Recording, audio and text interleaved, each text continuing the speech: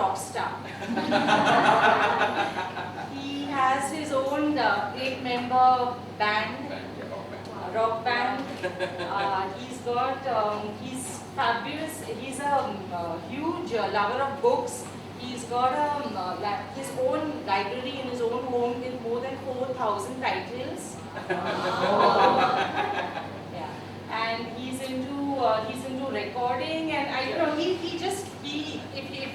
if you think in terms of how one should live, I think we should look at Vivek, because he really lives fabulously. And to top it all, he's got a lot of celebrity girlfriends. Big fan of Vivek.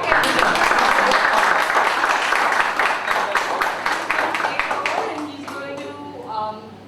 he's going to share his experiences with us about life and living and work. Yes. Thanks. Thank you so much. What you said could be on page 1 tomorrow. If you disclose on the names, but that's really, Andrea has always been very kind to me. But yes, we are in the communication business, which means we are into events, celebrity management. In that sense, yes, I do have celebrity friends and we are in regular touch with them. So it's a fun business. We completely enjoy what we're doing, and that's what keeps us going. First time I have the privilege of the company of the editor of Savvy, my dear friend Andrea. So this is indeed a unique opportunity. I would not choose to call this a lecture, I would choose to call this a knowledge exchange. Whenever I go and I lecture I speak at certain colleges, at certain management forums, I always also learn a lot. So it's not just about us imparting knowledge from a pedestal, it is about we also learning a lot through these interactions. Friends, today I am going to throw light, my idea would be to throw light over one thought. I don't want to sit in judgment, and neither do I want to give you any mantras. The idea is to provoke thought, to set you all thinking, maybe in certain directions which you all have not thought before, give you all certain information, give you all certain food for thought, probably which you've not heard before, I hope. So, on that note, I'll begin with this very small brief story. It's a very small story. There was once a very successful king who ruled over a very large kingdom. And one fine day he decided to retire. He said, it's high time I should, call it a day, because I have ruled for more than 30-40 years. And now I should find a suitable successor. Unfortunately, he did not have any children, so he could not nominate one of his sons as his successor. So he set out on this task of looking for a successor. And as he said, he dressed as a common man and started roaming in his kingdom in the hope of finding the most suitable successor. I hope all of you are comfortable in English. Yes. Yeah, I can speak Hindi and Marathi also if it comes to that. Yeah, but I presume all of you are comfortable in English. In his search for a suitable successor, he enters a stone quarry where there were a lot of laborers, workers crushing stones. He saw one worker who was working at a very furious pace, cutting the stones with a lot of gusto and speed. He briefly interrupted him and told him, "Hello, how are you?" The man was highly irritated and agitated, and he said, "Can't you see I'm working? Leave me alone and let me do what I'm doing. I have a lot of work to finish." So he was highly irritated that this man chose to disturb him when he's so focused on his work. The king decides to leave him alone. He goes a little further down, he meets another worker, also doing the same work. He stops him for a minute. Again the same line, "Hello, how are you?" So the man tells him, "I'm fine, but look, I've got to finish this work before 5. If I do manage to finish this work before 5 p.m. in the evening, I'm entitled for a promotion. So for heaven's sake, please don't disturb me. We can have all this exchange of goodwill later on. For the moment, kindly leave me alone." The king decides to leave him alone. He goes further. He meets another worker. This man was singing, probably he was also in a rock band like me, and he was singing away while he was crushing the stones. He was whistling, humming a few tunes, and then the king again interrupts him and tells him, "Hello, how are you?" So he had a nice water bottle, you know, with him. He says, I'm fine, and he hands him a bottle of water. He says, it's very hot, will you have some water? So the king gladly sips some water. And he tells him, what are you, how's your work going? He said, it's going fine. He told him, it appears you're enjoying your work. He says, yes. See the stones which I'm crushing? These stones are going to be used to build magnificent monuments, the best of temples, the best of architecture in the kingdom. And I can't imagine the joy, he said, you can't imagine the joy that I get when I see those beautiful monuments in my kingdom. So the king says, wow, here is a man who is doing his work with so much joy, and he's also envisioned the end product, those magnificent monuments, those temples, the architectural brilliance that will come out of those stones. He says, this is the man who's most suitable to be my successor. Now, the management corollary that follows this example, real life example, is the last worker was a man who had his eyes on the macro, great joy in what he was doing. He was completely enjoying his work, and that is the kind of leadership, whether in corporates or whether in real life, if you enjoy your work, this is the kind of attitude that is required to make the cutting edge difference in today's world. So, since my subject is attitude, I thought this would be the most apt example of attitude. But please remember, before I touch further upon attitude, any amount of attitude without knowledge has no meaning. It's like when Ajmal Kasab attacked Mumbai, he had AK-56 with him, and a Mumbai police was firing with revolvers. Yeah. By the time they rolled their wrists, took aim and fired one bullet, he had fired 20. Why? He had the cutting edge technology with him, which in essence means knowledge, which the Mumbai police did not have. The Mumbai police had the attitude, but they did not have the knowledge. In this case, in this specific example, I mean the technology. So what were they in front of Ajmal Kasab? They were sitting ducks. Sacrificed for nothing. Of course, who's to blame for it is another story. I won't get into that at this point of time, because that will digress from the primary subject. But the point is, attitude without knowledge has got no significance. So, while we focus on developing attitude, I think the most important thing first is to get your knowledge levels right. We are living in what I would choose to call a knowledge era. I think each one of us is very fortunate to be born in India at this point of time and to be in this age at this point of time. If you can't succeed now, you'll probably never. This is the most brilliant positioning that India could have had globally, and for us as part of the youth, this is the most brilliant positioning we could have had. Let me explain why. The next round of leadership globally is going to be the era of knowledge leadership. People who are going to take charge of the world will take charge of the world on the basis of knowledge. And that's why India will emerge as a superpower. And for India to emerge as a superpower, we have to be that various pockets of knowledge which as a cumulative whole makes India a superpower. So we are living in the knowledge era. Whether you like it or not, knowledge is going to be the cutting edge difference. Recently a management expert said that in the future there will be two types of companies. Internet companies and other companies. What did he mean by that? People who are savvy on the internet, which means their internet marketing is aggressive, they are very aggressively positioned, they are taking optimum advantage of internet as a medium and social media.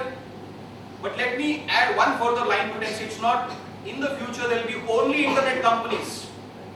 The other companies will cease to exist. It's not internet companies and other companies. The other companies will cease to exist. So if you don't adapt to the change on the knowledge curve, you will cease to exist. And today I am looking at people who are training people. Am I right? Yes. So trainers I think trainers have the onus more than anybody to make sure they're one up on the knowledge curve. See, I run a PR company and event company. More often than not, I see people, we see youngsters are very impatient and restless at times. They're always looking for monetary incentives. They're always looking for growth. They're looking for better salaries. I rarely meet people who ask themselves, how much have I upgraded my knowledge? People keep, okay, today I'm an executive, tomorrow I'm a manager, tomorrow, later on I'm a vice president. They're looking for these kind of titles, and that gives them great thrill and joy. What fundamental question which they fail to ask themselves is, what is my upgradation on the knowledge curve? So as trainers, I think we must ask ourselves, how have we upgraded our knowledge? That's of fundamental importance in this knowledge era. Now, Andrea mentioned about a fantastic collection of books that I have. Let me tell you, of course, I do have that collection and I love reading books. I pick up on an average 10 titles every month. I want to throw light on some very interesting aspect. I feel extremely saddened at times that reading as a habit has died, especially amongst the youth. I think to a certain extent the onus also lies on parents and people who are bringing the children to cultivating them the love for reading. Now, I tell you what is the fundamental importance of reading, in my opinion. People are addicted to television sets. They are more, especially the younger generation, they are now watching more of television. They are more on internet. Of course, the internet as a source of information is very valuable and always welcome. But I would like to throw light on one important aspect of reading, which probably I don't know whether you all have realized or not realized. Suppose, since by default I presume, I make a statement today. A beautiful woman is walking on a lonely road towards a sprawling bungalow. A beautiful woman is walking on a lonely road towards a sprawling bungalow. Now, as I make this statement, if there are 30 people in this room, everybody's imagination of the beautiful woman is different. Everybody's imagination of the lonely road is different. Everybody's imagination of the sprawling bungalow is different. Now imagine for a moment if I show this to you on a television set. Your beautiful woman is the same. Your lonely road is the same. Your sprawling bungalow is the same. So what has reading done? Reading has expanded your imagination. And in the knowledge era, imagination is the key to success. Ideas are the key to success. Nobody can stop an idea whose time has come. When I meet certain people who are especially on the younger side and they are grossly insecure, I tell them, please invest in knowledge. You will never be insecure about anything in life. You can leave your bank balance for your children. Can you leave your knowledge behind for your children? You can't. That is the only form of wealth which cannot be inherited. It will have to be acquired. It will have to be acquired. Second most important thing is it cannot happen to you sitting where you are. The apple fell on Newton's head, but he still had to go and discover the laws of gravity. By the apple merely falling on his head, the laws of gravity were not discovered. He just realized that why did the apple fall on my head? So knowledge is the only form of wealth. People are very attached to their bank balances. I would rather attach greater importance to knowledge. What is the wealth in your knowledge bank? Companies have got no, organizations have got no meaning with the best of infrastructure, with the best of equipment, unless they have the right people inside it. And when I say people, we mean intellectual capital. And companies and countries which are going to rule are only going to rule on the basis of intellectual capital in the future. So, my first point is, while we are looking at shaping the right attitude, let us make sure we are constantly one up on the knowledge curve. That is very important.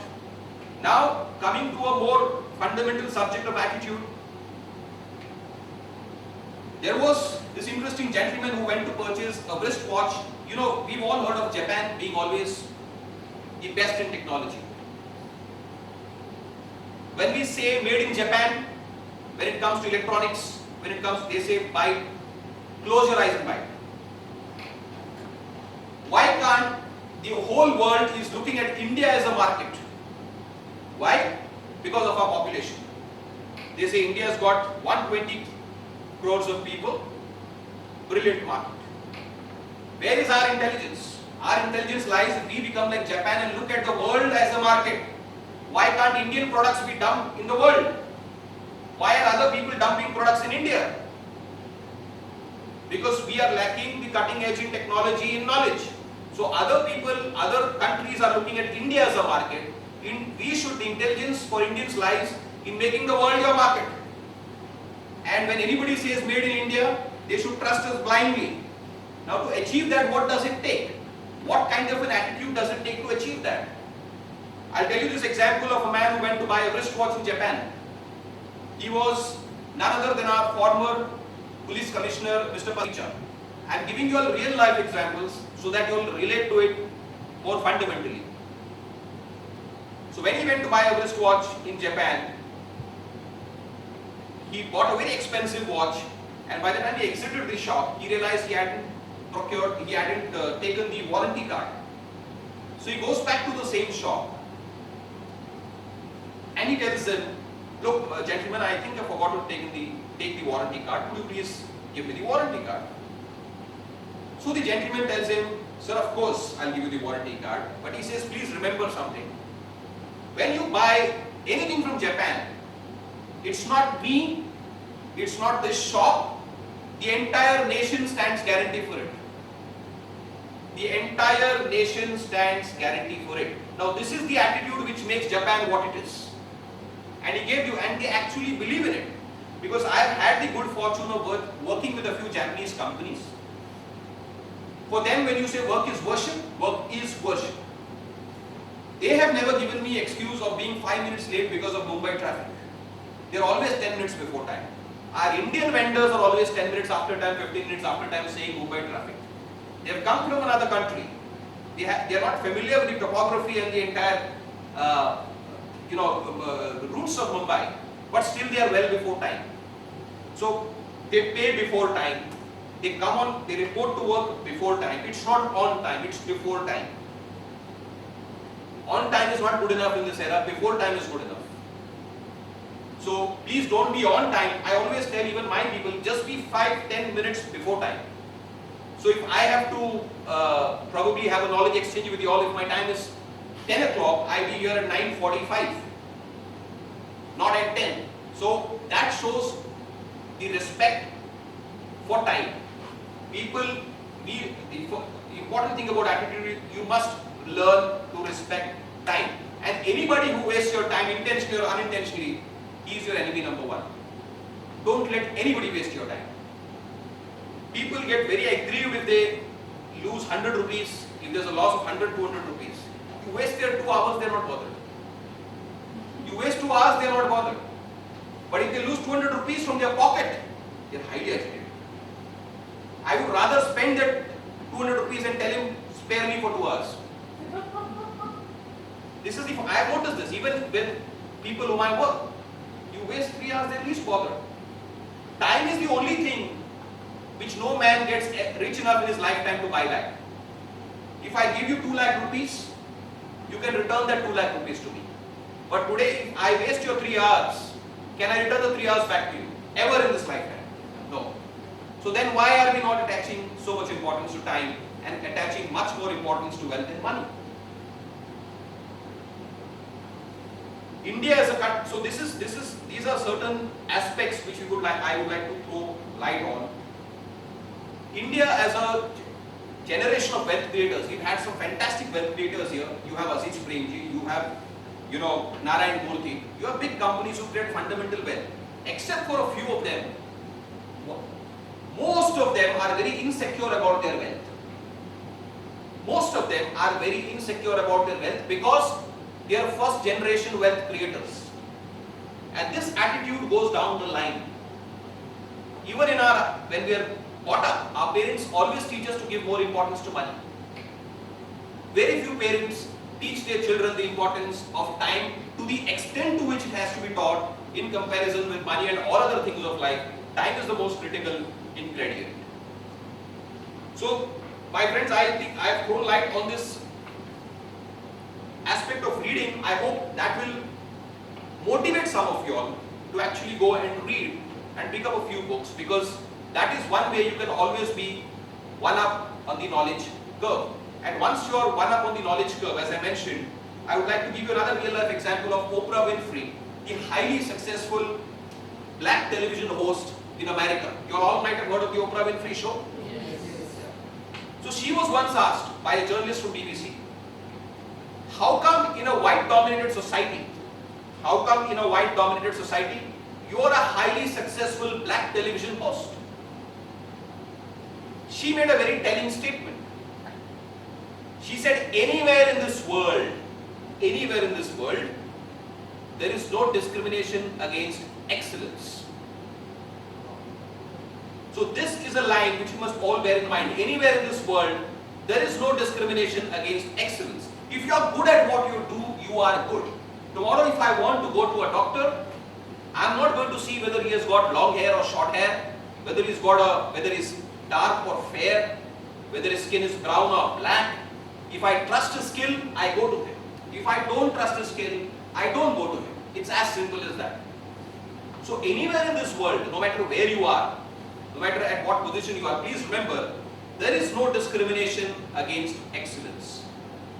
You will achieve your goals if you are excellent at what you do. People have to respect your body of work.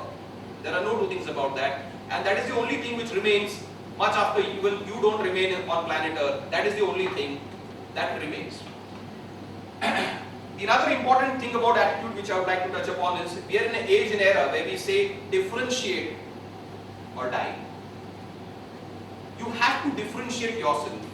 If I am running a communications agency, I have to do something all the time which differentiates me, not for the sake of differentiation, but in terms of value addition to my clients, in terms of service. As a trainer, you all have to impart something which differentiates you from the rest of the trainers, which differentiates Hospitality Training Institute from the rest of the institutes. So when a person comes and in contact with you, he says, wow, what a trainer. And how can you create that differentiating factor? Increasing knowledge. Yes. And more importantly, very few people are willing to rock the apple cart. Indians, largely speaking, are very, their old habits die hard. They don't like to rock the apple cart. They like to be comfortable in their cozy zones. If you rock the apple cart, they're highly disturbed. But please remember, do you even have a fundamental right to expect a different result when you're doing the same thing over and over again? You acquire the fundamental right to expect a different result when you do something different. Otherwise, even the Constitution of India cannot give you that fundamental right. When you're doing the same things, so most of us are leading robotic lives. Most. You wake up at the same time, you do the same things over the course of the day, you'll brush your teeth at the same time, you'll enter office at the same time, you'll wind up work at the same time. I would like to give you an interesting example here, real life example. There was a 50-year-old bookstore, maybe I won't give any names here. An old man, maybe in his mid-50s, was running it religiously for many years. The bookstore is still in existence. He used to come at 9 o'clock, bang on, open his shop, 7 o'clock, sun, moon, rain or hail or storm, he used to wind up. Religiously count his cash, religiously organize his books, do everything correct. On the outside, you may say, wow, what a fantastic guy. He is doing everything right. He comes on time, he goes home on time, he has his lunch precisely for half an hour, then he again spends time with his cash registers, sees how many books are there, organizes the books in the right places. Suddenly, a young guy about 25 years old started a new bookstore bang opposite his. That guy started doing loyalty points for his buyers. He started organizing book reading sessions. He started calling some musicians and playing some music when there was a book related to music. He started doing 10 things on the internet. In 2 years, he was doing more sales than the old man. And in the third year, he had overtaken him. In the fourth, fifth year, the old man was contemplating shutting his shop. This is what happens if you don't differentiate. You may think this is fine, I'm doing my job perfectly. No, but that's not good enough. You have to constantly differentiate yourself. Trainers will determine to a large extent the quality of products that are churned out. So trainers themselves have to be top of the line. When you address somebody, you have to motivate them, you have to touch a chord with them somewhere.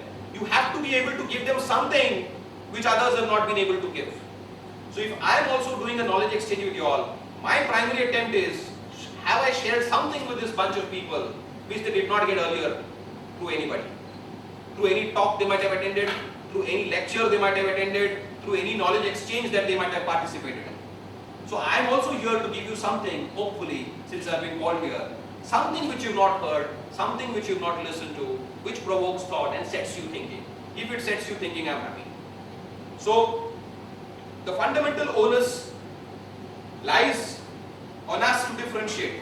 That's the next important thing about attitude. You have to differentiate yourself. I'll give something which you have not listened to, which provokes thought and sets you thinking. If it sets you thinking, I am happy. So, the fundamental onus lies on us to differentiate. That's the next important thing about attitude. You have to differentiate yourself. I'll give you another classic example of the Wright brothers. Have you all heard of the Wright brothers? Yes. Yeah. But how many of you all really know the story of the Wright brothers? Officials, everybody told them, you all are idiots. Man can't fly. Birds are meant to fly. You all are absolute idiots. You all will definitely die. But wherever this funny machine of yours, falls, another 100 people are going to die there. So they refused permission for the Wright brothers for even that prototype, the model which they had created of the plane. They didn't give permission for them to take off for 4 long years. Then, after a lot of convincing, after a lot of cajoling them, pressurizing them, coaxing them, finally the government gave permission. And the first flight flew for 12 seconds and crashed. Again, there were a whole bunch of people who said, look, we told you so, look, we told you so. They said, no, man can't fly. They again made another prototype. And that eventually became the first aeroplane designed by the Wright brothers, which actually took off and flew. Now, what is the lesson here? The lesson here is, all progress in life is always due to the unreasonable man. All progress is always due to the unreasonable man. If you are reasonable, if your hunger is easily satisfied, there will never be any progress. In life, till the age of 5, you always keep asking why. From 5 to 15, you say why not. After 15, you always say because. But the Wright brothers kept saying why not after 15. That is the difference. The Wright brothers didn't say because, they said why not, even after 15. And that is why all of us are saving so much time, energy by using the aeroplane, and we can reach anywhere in a matter of hours. You see? So thanks to the Wright brothers, thanks to the unreasonable Wright brothers, we have the aeroplane in existence today.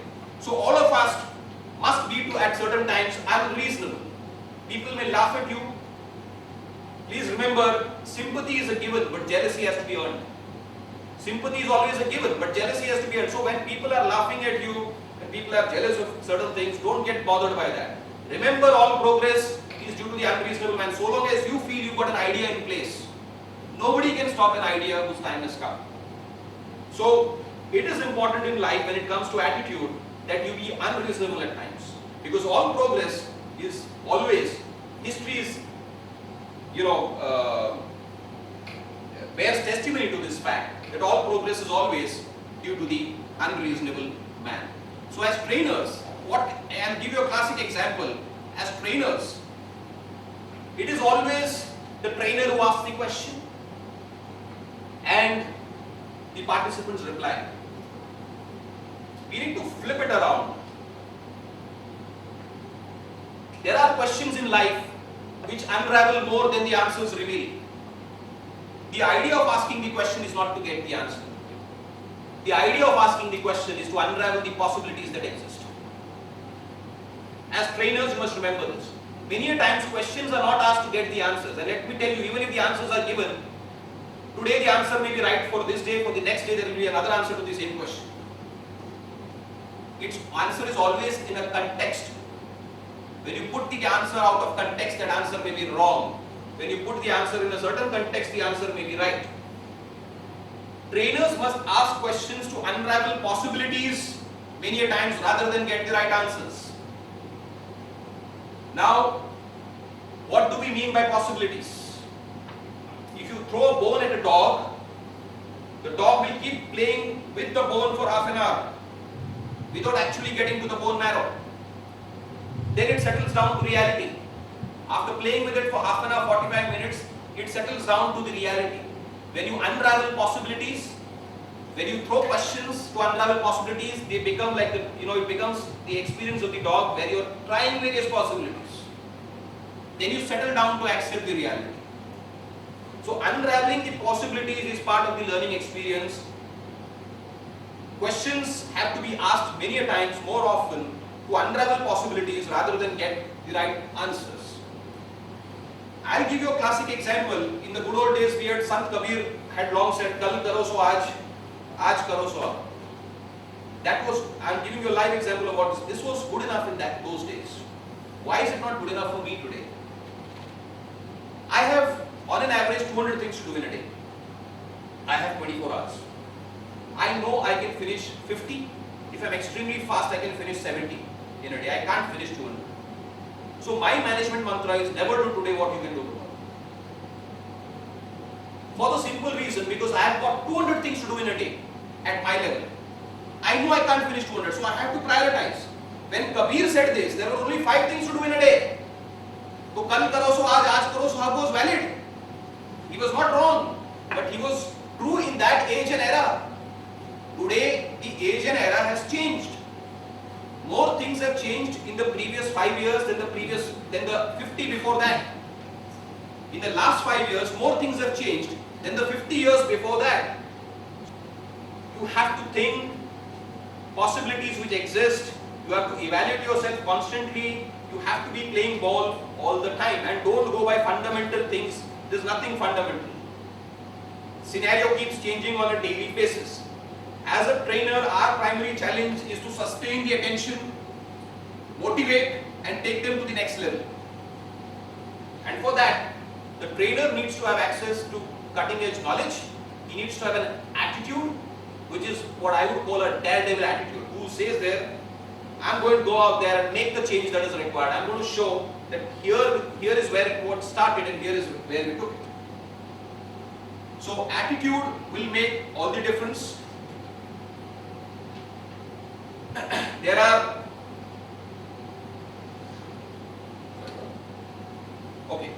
attitude will make all the difference, and if you have the right attitude combined with the right knowledge, you will reach what we call a leadership position.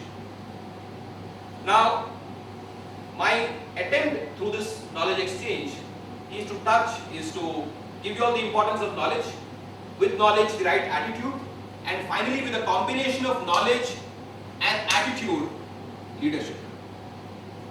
Now, leadership is one more subject.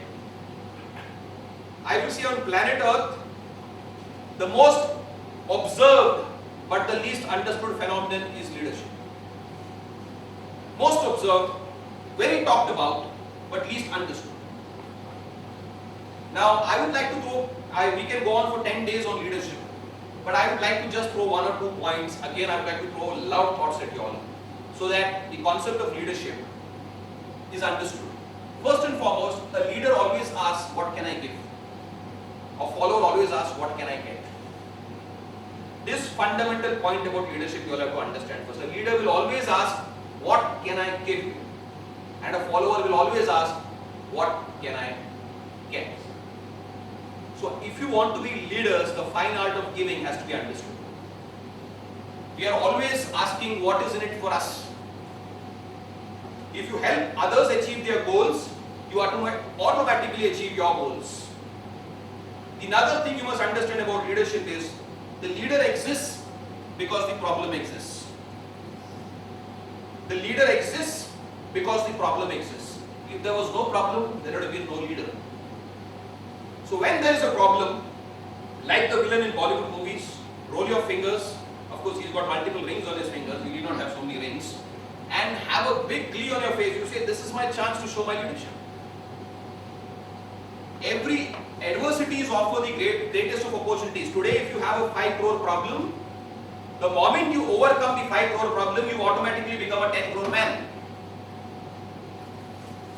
So adversities, if tomorrow in training, if there is a problem, the right trainer, if he comes and solves the problem, that trainer gets a higher rating.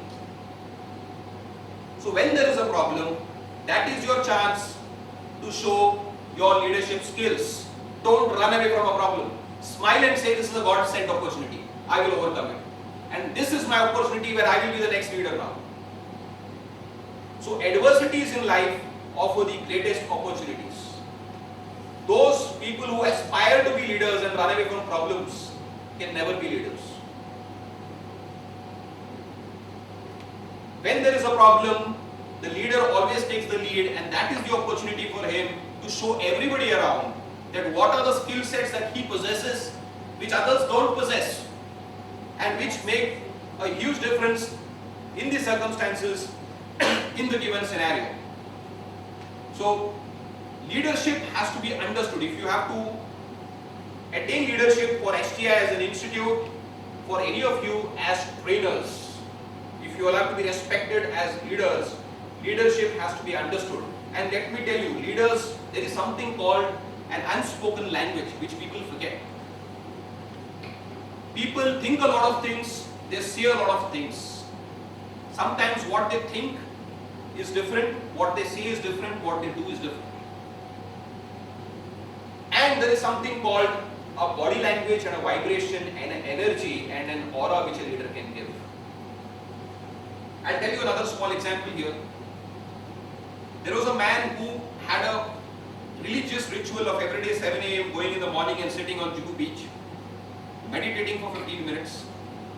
And while he used to meditate, all the beautiful birds, the seagulls near the sea used to come and settle down here. And it was an amazing spectacle. For anybody who just passed by, okay, the man is sitting quietly, his eyes closed, he's meditating, and all the seagulls have surrounded him. One fine day, his son follows him. He sees this spectacle. He is also, left speechless. When his father comes back home, he tells him, Father, tomorrow when you go to the beach, I want you to get one seagull back home for me to play. I've seen so many seagulls sitting all over you. So the father says, fine, I'll do that. He goes, as usual, sits in his same meditative pose, at the same position, everything same, none of the seagulls come down. Why? Because that day he had gone with the intention of catching one. This is the energy which we have to understand in life. When somebody touches you, whether you're a boy or a girl, you can understand the quality of touch. It's a friendly touch, or if it's between a couple, is there some romance, brewing? This is the unspoken language, the energy that you tend to give. We must always be, we are living, unfortunately, in times where people have masks on all the time. There is a mask. चेहरे पे चेहरा इसको बोलते हैं. हर मौके के हिसाब से हम एक नया मास्क पहनेंगे. Depending on what the situation is, what the occasion is, you wear a mask. Things reach such a point in time where you forget your own face and your mask becomes your face. For a leader, you have to show your true face. Please remember, people can see through masks. You can't wear masks all the time. You may satisfy yourself and think you've satisfied the world. No. If there is genuine energy in you, if there is genuine intent in you, if you are a leader with a true intent that you want to develop the next, a lot of people, take them to the next level, inspire them, motivate them, it will happen. Otherwise, even they can see through it. If you are doing it for a job, if you are doing it just for the sake of getting some brownie points in the system, that's not going to happen. Eventually, everybody sees through it. Everybody is intelligent, and I gave an example of seagulls. They're animals. They understand the unspoken language sometimes more than human beings, because God has not blessed them with the spoken language. You see. So, we have to understand as leaders, you have to be conscious that you go with the right energy levels when you go for training, because that has a rub-off effect on everybody. You feel the genuinity, you feel the authenticity, you see the fire in his eyes, and you know, yes, this man will take me to the next level. So that fire has to be genuine, that intent has to be genuine. You have to shed your masks. I'm not saying all of us here have masks. I'm purely throwing thoughts, because today people are largely living, again, they are looking for certificates from the world. They're always looking for acknowledgement, appreciation and certificates from the world. Please remember, it's not about winning 100 battles against 100 people, it's about winning the battle against yourself. If you won that battle, you don't need to fight with anybody. We are always thinking the battle is with the others. The battle is never with the others. The battle is always within yourself. If I buy you for what you think you're worth, and if I sell you for what I think you're worth, I will be a millionaire. If I buy you for what you think you're worth, I'm buying you, I'll tell you what's the price you think I should be paying for you. So I'm buying you for what you think you're worth. But then if I sell you for what I think you're worth, I will be a millionaire. That is the hidden potential in each one of you. Please remember, if you read, again, it's a scientific truth irrespective of what Edward de Bono has said in lateral thinking. More often than not, people use only 5 to 10% of their mind capacity in a lifetime. God has blessed you. I have seen real life experiences where people whom I think very strongly of, where events which I think very strongly of actually happen in front of me in a matter of few months. Because the mind is so possessed with that thought, it eventually unfolds and translates itself into reality. I have seen this happen so many times in my own personal life. So today you have to develop, in a sense, both sides of your brain. Today when we are, one example of developing both sides of the brain is if you are multilingual, which means if you are speaking more than 5 to 6 languages, on an average 5 at least. Languages is one exercise which develops both sides of your brain, because you have to juggle from one language to another.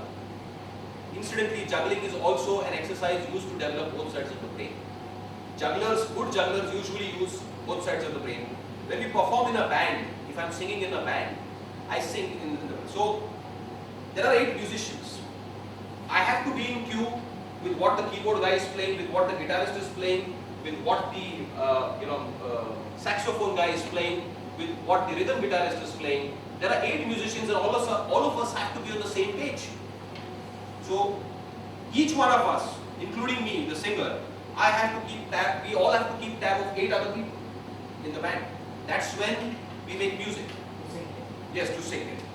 So that is again an exercise where you use both sides of your brain, because we have to listen. Oh, what's he playing? Which scale has he know? Which note has he hit? What scale is this guy playing on? And where am I singing on?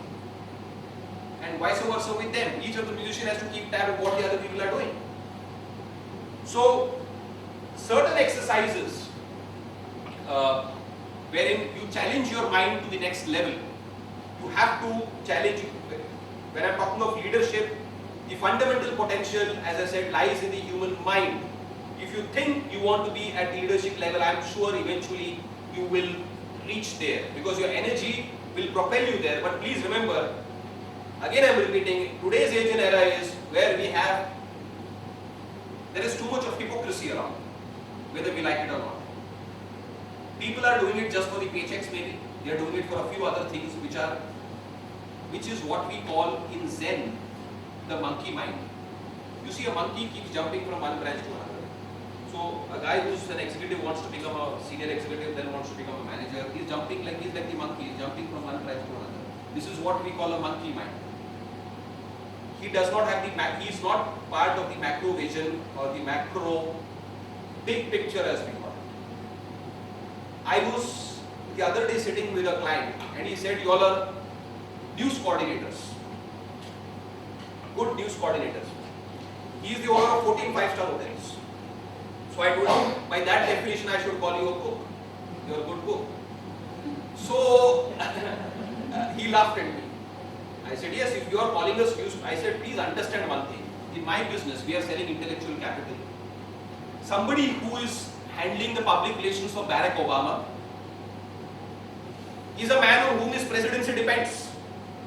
He talks to him 20 times a day. Good communication specialists will rule in the next 10 years. I am positioning myself for that, not to do your news coordination. So you may call me a news coordinator, that is your definition and the limitation of your vision of the industry. But my vision is I am here in this business for this reason. Because I know if I am a good communication specialist, the scope is right there. I should be next to Barack Obama, guiding him.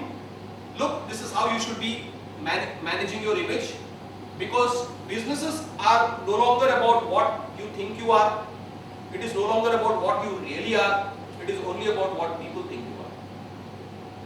Everything has become translated into perception management.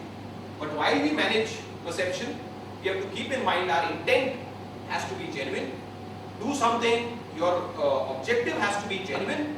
You have to be genuinely interested in what you are doing. You have to be genuinely interested in seeing the end product unfold itself in a magnificent manner, and that's when you will attain your goals. I would like to give you all one more example, real life example of Mark Spitz. Have you heard of Mark Spitz? Yes, correct. And do you remember how many gold medals he won? 8. Perfect, bang on. Now when Mark Spitz won, now that is why am I giving this example? Again, leadership. He is the leading athlete of that. He was the leading athlete of that Olympic. I think he sustained his leadership for another 4 or 5 years till somebody else overtook him with one more medal in the next Olympics, I think. But anyway, when he was when he achieved that glory, a very rare feat in sports, 8 gold medals in one Olympic, somebody told him, Mark, this should be your lucky day. 8 gold medals, unbelievable, man, you made history. So he had a smirk on his face. He said, lucky day? Man, I have practiced 10,000 hours for this day and you call me lucky?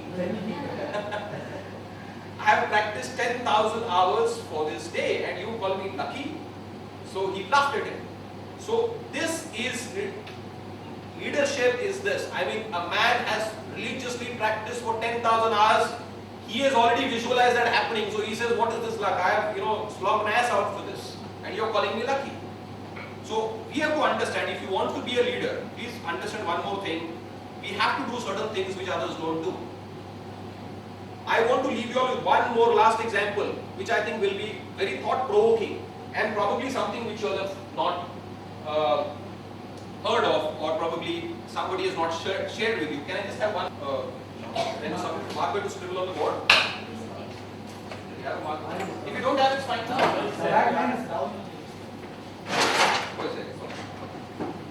This is one example I would like to leave you all with before we close. I think it's almost 5 more minutes to go, but I think this will be extremely thought-provoking for each one of you all. See, in life we are usually, every person is slave of 2 things, time and money. They always say a loser is always a day late and a dollar short. So you make the transformation where you're no longer a slave of time and money. Now what do I mean by slave of time and money? I would like to give you an example of a very simple quadrant. This is what, the next time when we come, we'll have some interesting audiovisual material also for you all. This time it was short notice, so I could not do the audiovisual material in time. I was traveling a little bit, but I'll give you all this example which I think will definitely provoke thought. Now, they are dividing people into 4 quadrants. The quadrant, this is the left quadrant. and this is the right quadrant. Here you have E. E stands for employed people.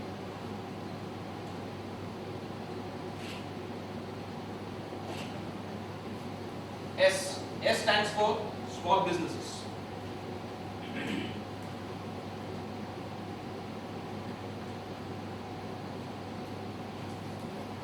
L. L stands for large businesses.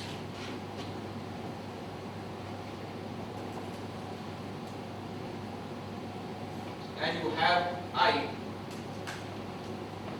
I stands for investors.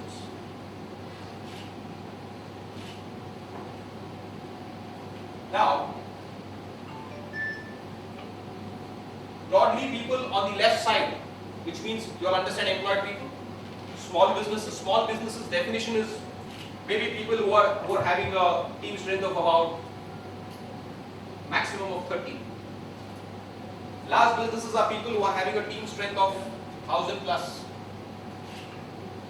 And investors, Warren Buffett is an investor. You all have heard of Warren Buffett? Yes. What does he do? He just does investments.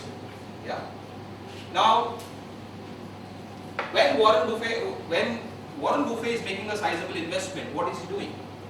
Have you realized what is he doing? We all have heard of Warren Buffett. We all know he's a philanthropist. He invests. He has given a lot of money. 99% of his earnings in charity. Now, see, it takes courage to give. Everybody has the courage to take. Very few people have the courage to give. So that is why Warren Buffett is where he is. As I said, a leader always has the first quality he has to learn is the quality to give. Yeah. Now, important thing about Warren Buffett. What is Warren Buffett doing? I will start with this part first. The investor, because this is the most important part you have to understand his psychology. When he invests 50 crores in a company, he will invest. What's your name, please? Sorry. No problem. Alpesh. He will invest in Alpesh company and tell him, I'll put 50 crores in your company. What has Warren Buffett done? And he tells Alpesh, look Alpesh, I need 5 crores of returns every year. We sign an agreement, a legal agreement.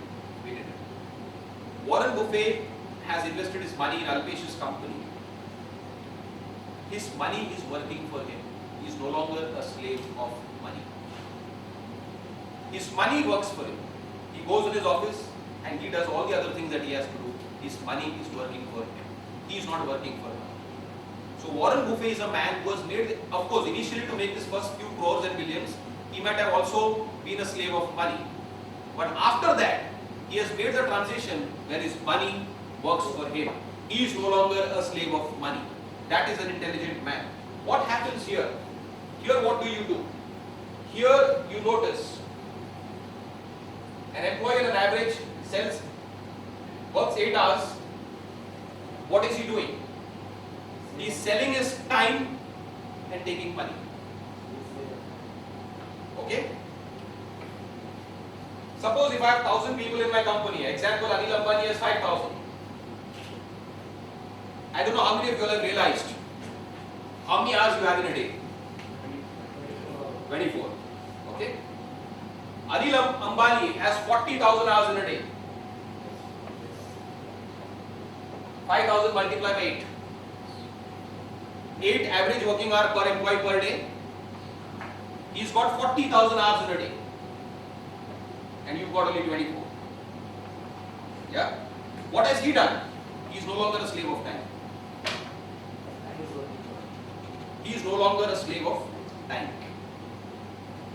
People on the left side of the quadrant, which means employed in small businesses, as per scientific studies, have always been found to be investing more time in upgrading their skills. Upgrading their skills all the time. MBA कर लिया, उसके बाद PhD कर लिया, उसके बाद कुछ और कर लिया. Keep upgrading your skills. That is good. But the fundamental difference of people who made the transition to the right quadrant has been these people believe in systems. As trainers, we have to learn to put systems in place. Training works when systems are in place. If you are dependent on human beings beyond a certain point of time, it's bound to fail. As trainers, you have to learn to create systems. Big companies, big models, big ideas work only on systems. It can't survive only on skills. People on the left quadrant have always been focusing on upgrading their skills, which is good, but you should upgrade your skills with the vision that you have to put systems in place. When you are in a large bank, lakhs of people remove money across the country every day. There are multiple branches. How do these organizations run? Systems are in place. Anything goes wrong anywhere, the system indicates. If the system fails, people will have no meaning. Systems have been put in place, so the model, chances of the model going wrong are far too little. Systems have been put in place. So as trainers, when you are imparting training, why did I give you this model? I gave you this model because as trainer, even as trainer, you all need to have systems in place which are running on their own steam with proper supervision by people.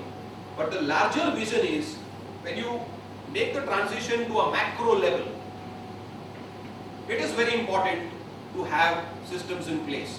If you want to be leaders, it is very important to have systems in place.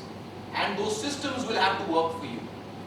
So people who've made big fortunes, people who've grown beyond a certain size, beyond a certain level, have always put systems in place. It does not mean Anil Ambani is not an MBA. He is also an MBA. Of course, he had the good fortune of inheriting a lot from his father. Or maybe there are other people like Aziz Premji who did not inherit anything from his father. He is a first generation wealth creator. Or maybe Sunil Mittal of Bharti. But these are people who have put systems in place. So no matter what your model, no matter whether it's a training institute, no matter whether you are trainers, you have to put systems in place. Please remember this fundamental thing. And over a period of time, those systems have to work for you. So that you are constantly monitored. We have to be on the cutting edge of technology. We have to be on the cutting edge of systems. And that's when you can take the entire model forward. So this is a very important differentiation in the thought process of people who made it big. When people make it big, we have to understand their thought processes. They have always focused on systems. Beyond a certain point, their systems and their wealth works for them. They don't work. So what do they achieve? They are no longer slave of time and money. Otherwise, you will spend your 10 generations will always be a slave of time and money. You will always say, I wish I had some more time. I wish I had some more money. Last but not the least, I would like to leave you one telling thought that, 11 I think almost, yes, we'll wind up. There was a unique experiment conducted with frogs. You see, a frog was put in a bowl with, which was at, let us say, minus 20 degrees temperature, which means extremely cold, freezing, minus 20 degrees Celsius. Immediately next to it was a bowl which was 50 degrees boiling hot water. This was minus 20 degrees, this is 50 degrees. The frog was removed from minus 20 degrees and immediately put into 50 degrees. It jumped out of it. Jumped out of it immediately because minus 20 to 50. Next round of experiment, there was boiling water, but it was gradually boiling. The frog was removed from minus 20 and when it was put into the bowl, the temperature was maybe 10 degrees or 15 degrees. Gradually the temperature started rising. It went up to 50 degrees because it was being heated with. The frog did not get out of the bowl at all. It died to death, burned to death. This psychology is so true for human beings. We are all on slow burners. But nobody will lift you from a bowl and put you in another bowl of 50 degrees for you to jump off. You have to decide where is the point in time where you want to rock the apple cart. You have to rock the apple cart, make something different, and this is, when I say rock the apple cart, right where you are. All films, Yash Chopra makes romantic films, there are many other people who make romantic films. The idea is not different, the idea is still a romantic film. The treatment of the subject is different. It is the treatment of the subject. He treats it in a different manner. So you all, wherever you are, you have to rock your apple cart now, otherwise you might be on a slow burner, which may eventually be you've passed a lifetime and you realize you've still not made a mark. And training is a fantastic opportunity. See, today all The next, if you're into training, you can inspire people. I think that is the greatest opportunity. If you are being able to inspire people, you will have a following. If you have a following, you will have cumulative strength, collective strength. If you have collective strength, you can change the world. So be it a leader or be it a trainer, I would put both of them in this, because the leader also has to inspire people. He may be a politician, but he has to inspire people. So as a trainer, you also have to be able to inspire people. Carl Lewis said one thing very important. Carl Lewis you all have heard of. I am signing off on this statement, but I'll leave with this line of Carl Lewis. He said, I never walk, I may walk slowly sometimes, I may walk slowly sometimes, but I never walk backwards. I may walk slowly sometimes, but I never walk backwards. Whenever I walk backwards, it is usually for a long jump. So I think this is the time when all of you all should think of a long jump and a quantum leap in your careers as trainers, and with, if you all put together these ingredients of what I said, knowledge, attitude and leadership. Use knowledge to get the right attitude, and a combination of knowledge and attitude will put you in a leadership position. Thank you so much for your time, and I hope you enjoyed listening. I hope it was not boring.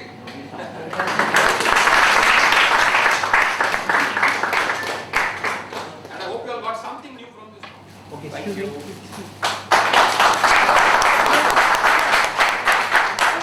And I wish you all luck for the